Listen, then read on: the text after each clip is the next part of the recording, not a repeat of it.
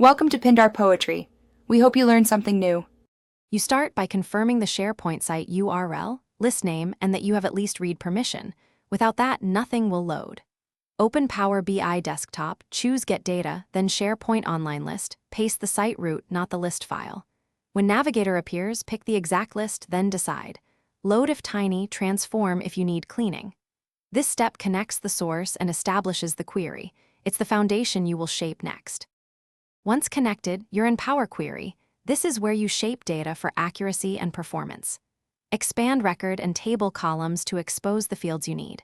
For lookup columns, expand both ID and value so relationships remain usable. Change data types early, remove duplicates, and filter out audit or empty rows to reduce size. If you'll reuse URLs or filters, create parameters. That makes the query portable. Make sure each step is logical and documented in the Applied Steps pane.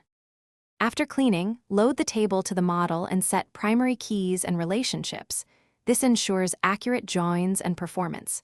Publish your report to Power BI Service, then configure the on-premises data gateway if using local sources. Sharepoint Online can refresh with OAuth credentials.